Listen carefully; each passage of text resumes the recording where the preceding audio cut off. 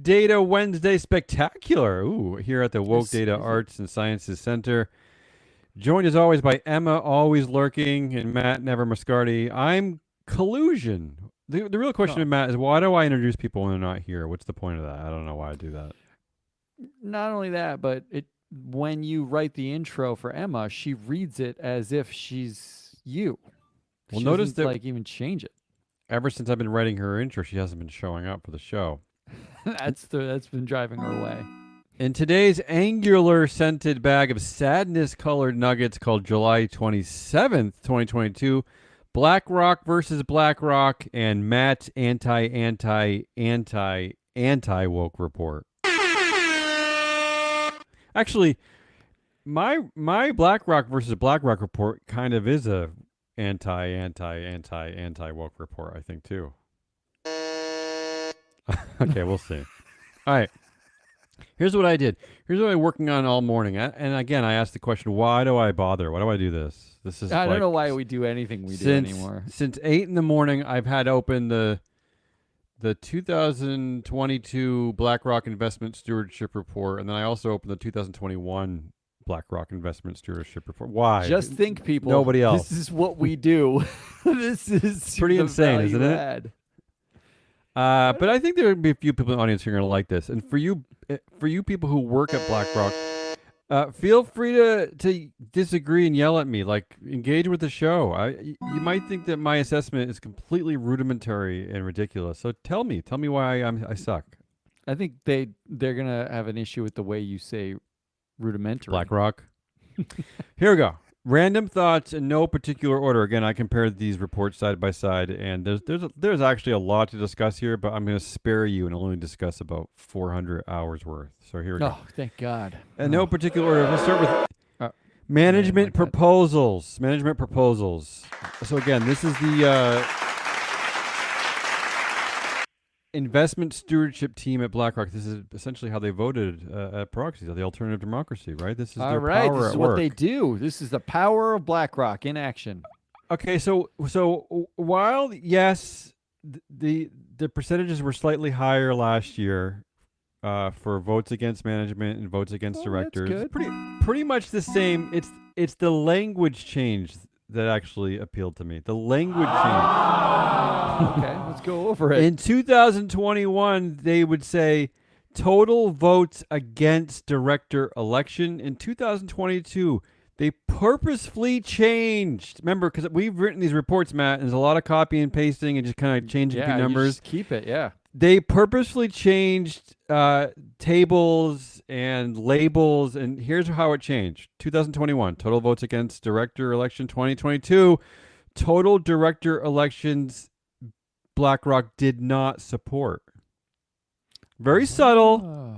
but very important, as you'll see for the rest of my report. The same thing goes for the companies voted against. They changed it. They changed voted against to did not support, and you'll see this throughout the report. Some intern at BlackRock had to take out the word against as many times as they could, because against implies that I suppose, Matt, that BlackRock is the woke police changing the that world. seems like police rather than gently did not support. And I know you think I'm all crazy, especially those who work at BlackRock, but I'm not. I'm sorry. It's in there. Let's move on. Shareholder proposals. Okay, this one, now we're starting to see something here. 2021, they supported 18% of these. This one fell to 12% in 2022. That's a significant drop in this world. That's a lot, yeah. And again, here's how the language changed. In 2021, voted against for climate-related concerns. 2022, companies where we voted to signal concerns about climate action or disclosure. So again, they're really softening.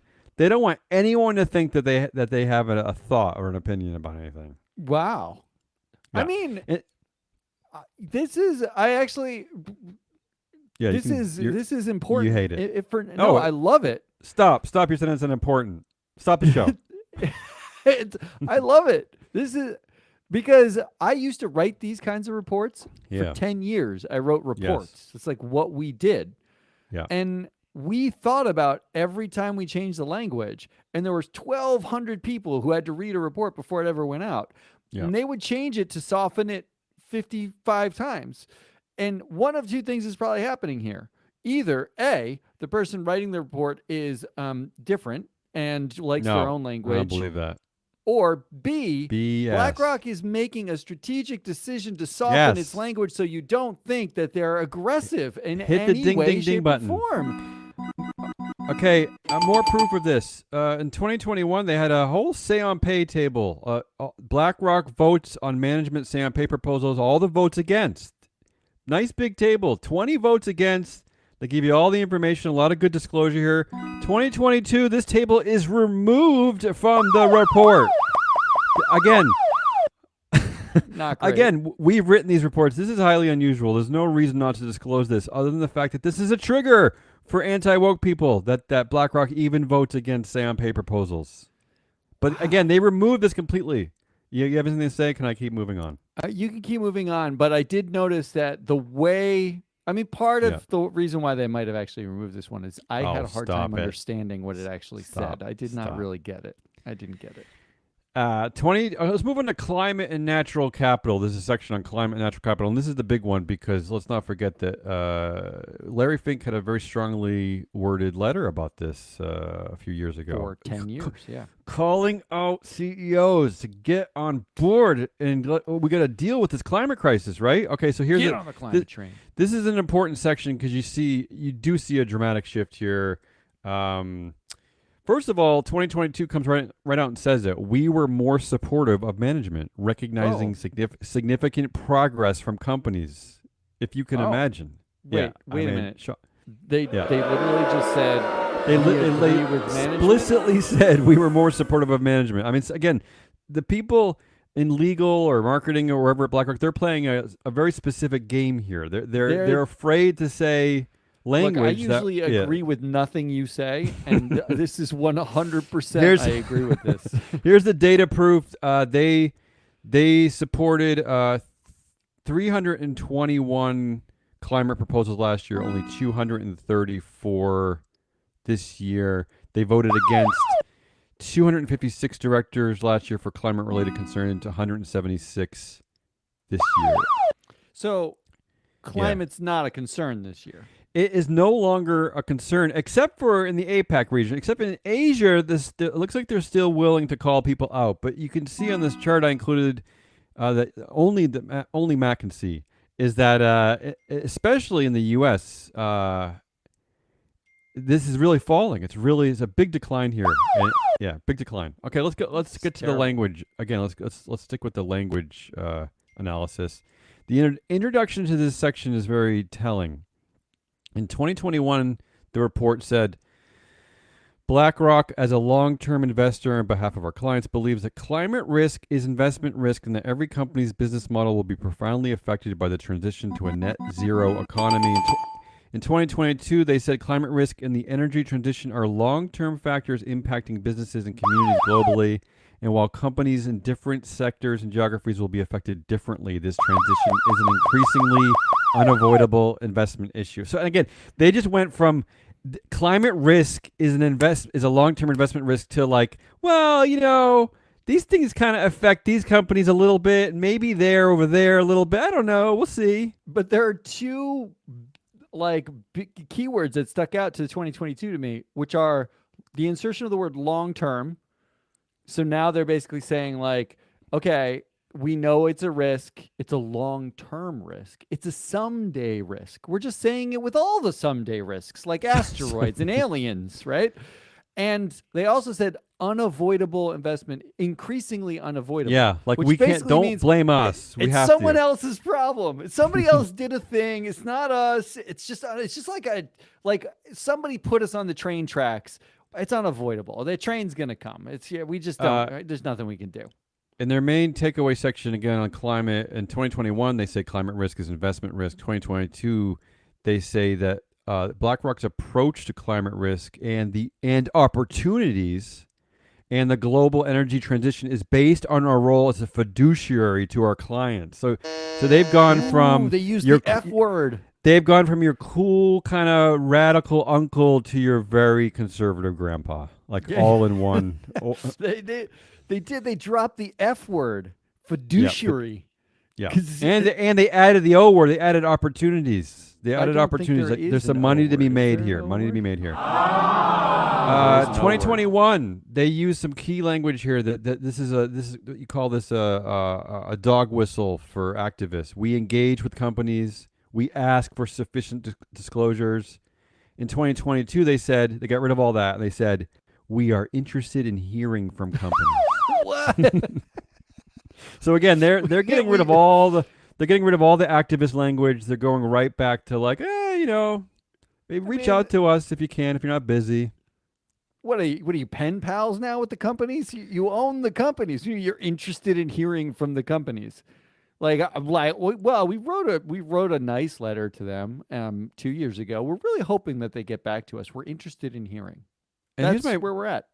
And here's maybe my favorite switch in the language here. And again, there's a nerdy analyst changing all the words to all the language here to appease somebody. But last year they talk about use and management of natural capital, including natural resources such as air, water, land, minerals, and forests.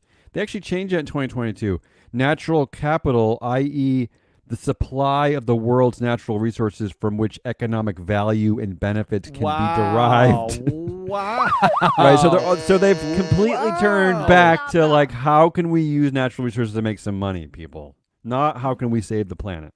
That's actually important because they did not say, like, that is going from effectively stakeholders where natural resources are shared resources of all stakeholders to we are specifically only talking about things with economic value. We do not care about the stakeholders. Yeah. It's the economic value that we're targeting.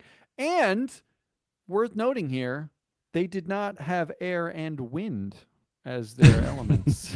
And so to be clear, if given the phrase stakeholder capitalism last year, this year they put a line through stakeholder.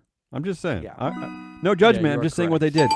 You're Last year, they included a link to Larry Fink's strongly worded climate letter to CEOs. A nice big fat link. They were really pushing people to go read it. This year, gone. They don't want people to read that letter anymore. Let's move over to social. That was the environmental section. The social section, pretty simple. Total engagements are down in 2022.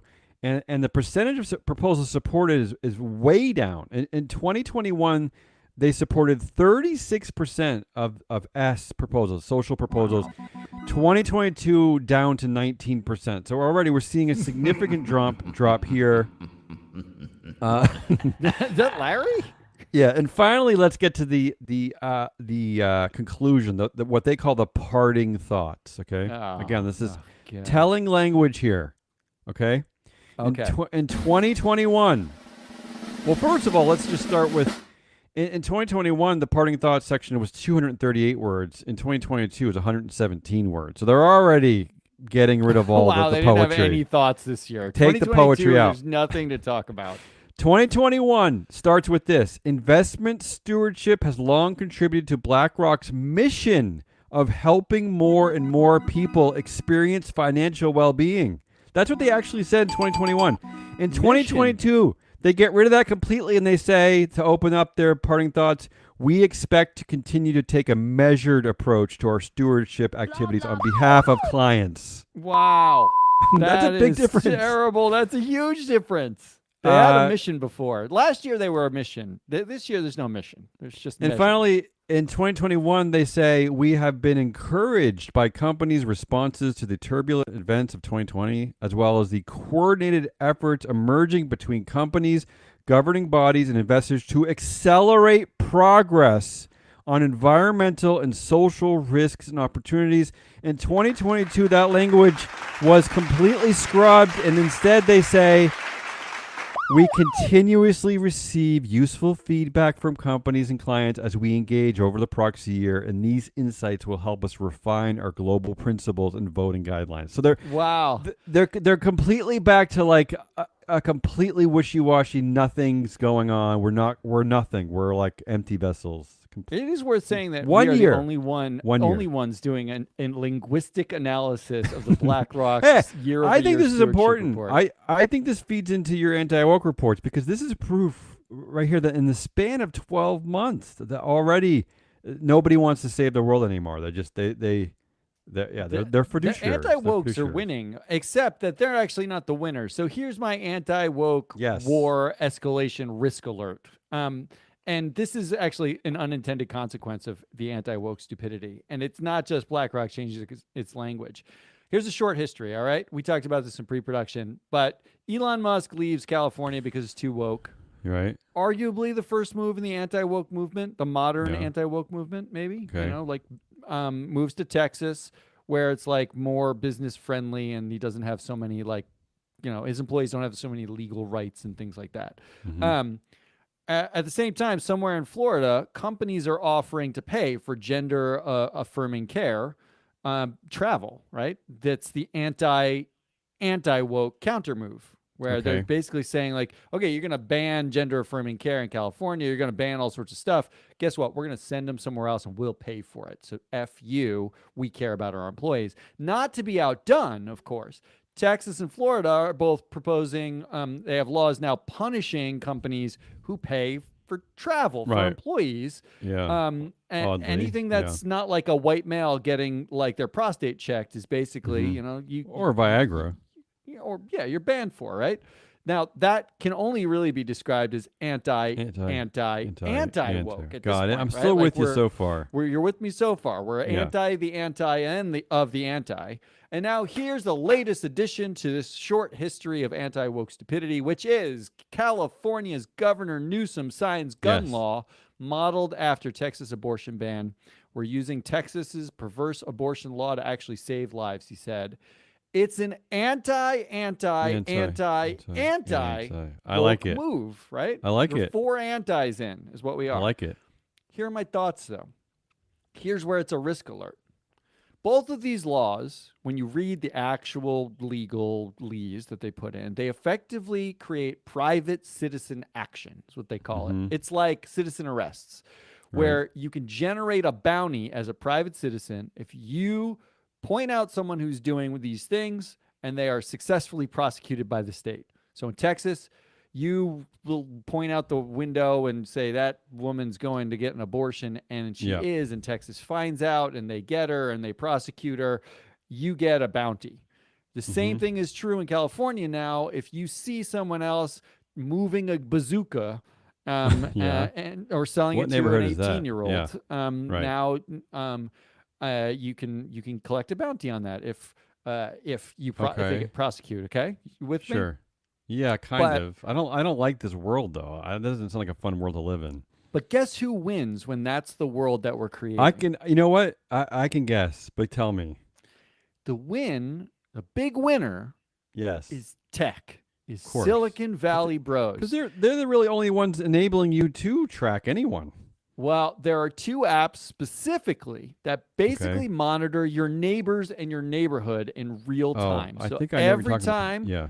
Susie takes the trash out, you get yourself a little safety alert that says trash out neighbor, right? To get tags and Is that alerts. true? This is a real thing? These are real things. The one is called the Citizen app, What? which when it launched, it was actually originally called Vigilante, and they dialed that back. Okay, like BlackRock. It monitors all police and neighborhood reports, your neighbors or police reports about criminal activity in the area, 911 calls, fires, everything. So you pull Sounds up where depressing. you are, and Got in it. like a certain radius, it says, here's all the suspicious activity happening in real time. And you can submit to Citizen, right? Yeah. Sounds frightening. And then there's another one called the Neighbors app, which actually leverages home video devices like your like Ring, exactly, or the Google Nest or whatever. And you can upload those videos and tag them, and you're like suspicious person, suspicious package, suspicious walker, all that stuff, and you're anonymized. You're anonymized, right? So it's that's anonymous called walking while reports. black and young, unfortunately. So the Neighbors app allows you to pull up the radius and see all those suspicion tags and criminal tags. These are real things. These are real apps. Things. Oh. And I haven't dropped the best part, because when you think about this, if you're encouraging spying on your neighbors and it could be worth $10,000, right? The incentive you have is to use an app like this to go see if Susie put an embryo in her trash or a bazooka in her trash and maybe Yeah. collect $10,000. And now there's an app to help you do that, right? Yeah. These apps, the Neighbors app is owned and operated by Amazon. Amazon created it. Amazon owns it. They run it. So you are in a back-end server for Andy Jassy and Jeff Bezos to monitor everything big you do. data grab, I guess. The other app, Citizens, which was originally called Vigilante, was started by a guy named Andrew Frame, whose company is funded by Peter Thiel, and Thiel is on their board. Oh, wonderful. So the people who are tracking your individual neighbors, you are uploading all sorts of stuff. You think it's all great. You're going to catch all the criminals next door. Yeah, Peter Thiel's making it possible for you to do that. And here is some collateral, right? Okay. So Neighbors is built for Ring. It can use anything. Here's a quote from a New York Times article about Amazon's run Neighbors app. Quote, just enter your address and there you have it, a map of 5-mile radius of your home littered with tags like suspicious, crime, and unknown visitor. Click on one and you get a fisheye view from the porch, garage, or second floor window posted by someone who felt like sharing. Eesh. That's number one. Number two is the Citizen that's the company app. that's owned by Amazon. That's owned and operated by Amazon. Yeah. When you think of what you know about Amazon, there's no reason for them to own this. Worth bringing up that Amazon's the one who made face recognition software that, when used on Congress, identified all the black members of Congress as potential criminals. This is the same company owns that. Just like the paranoid, racist old woman living up in the attic. They're literally a lemonade and a shotgun away from being everyone you think. Citizen acts as, quote, a roving crime watch. And here's a quote from the LA Times article on the founder, Andrew Frame, who made Citizen's original teaser ad when it launched. This is what the teaser ad was. Quote, a young woman is followed by a shadowy figure in New York City parking garage. Terrified, she calls 911, but the police are miles away. As the app broadcasts her predicament, a montage of hip-looking 20-somethings put down their ramen, race to the scene, and surround her just as her attacker has her where he wants her. This is like Bernie gets vigilante justice? What is literally, this? I will broadcast that I'm in trouble in the hopes that somebody downstairs or over there, or some random citizen, runs into the fray and tackles whoever's putting me in trouble. So this is like a modern day Guardian Angels. With the caveat being that anybody can say they're in trouble anytime, anywhere. And then people will run and beat them up. And people can run and shoot them for whatever. That's true. Because now the laws are such that you can shoot anyone for any reason, right? Right. Mother Jones also reported this year that two former Citizen employees, former Citizen employees said one of their colleagues attended the January 6th insurrection and live streamed it on the app. Oh. So these are the people who are tracking your every move. They actually are going to the insurrection. The big loser in the anti-woke dick war is you. Well, you are now your neighbor's bounty. Your risk went from 0 to Amazon and Peter Thiel in like the span of a year. Every move is watched by a major tech company on your phone and computer already, and now it's monitored by your neighbors' phones and your neighbors' computers. Everyone is a spy and a potential criminal now, and that is what these laws are actually making even worse. They're incentivizing you to look next door and say, are they doing something suspicious, like moving a bazooka or dropping an embryo in the trash? To be fair, so I can get $10,000. To be fair, though, Matt, I'd rather be in the California version where I'm narking out neighbors for their bazookas than I am in the Texas version. Look, I don't disagree with you, but at the center of this is we are requesting that private citizens spy, and the facilitation of that request is going to big tech, the same people who own all the information that we don't want them to own in the first place. Your takeaway it's not a good idea. Your takeaway is accurate, but I will say that if I saw someone with a giant gun anywhere, I probably would report them. I probably would be concerned. I don't see giant guns in public ever. Maybe because I live in a California-esque bubble, but Yeah, but Portland, Maine. Yeah. but if I saw a woman going for healthcare services, I would not. It would not prompt me to fish my iPhone out of my pocket. I'm just telling Well, you. if you were in Texas, it might. Yes. And the fact is that, like, no matter how you feel about the actual laws, because what California actually banned is 50 caliber bullet shooting rifles, AK-57s, like literally they banned something that if you were going to war in Ukraine might be a little overkill. That's what they banned, right? Like they didn't ban like your little handgun or your hunting rifle. They didn't ban those things. Yeah. They banned stuff that like you only use to go up in a tower of a hotel in Las Vegas and shoot a crowd with. That's really all right, what man. they This banned. is too much. This is too much. I thought we had something still- fun going. BlackRock versus BlackRock. You took us somewhere else. I'm just telling you, this is the reality of the anti-woke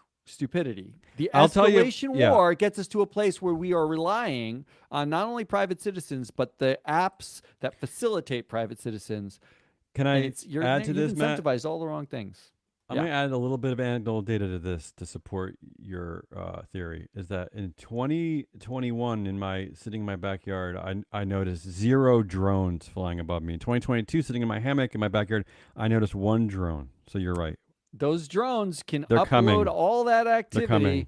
directly to an app where someone can look at it and decide you are doing something suspicious, and maybe citizens arrest you. For And even worse $10,000. than that, for someone like me who still reads challenging fiction, the whine, the noise of those drones is very distracting and terrible, and I hate them. and it forces me to reread Blah, blah, blah.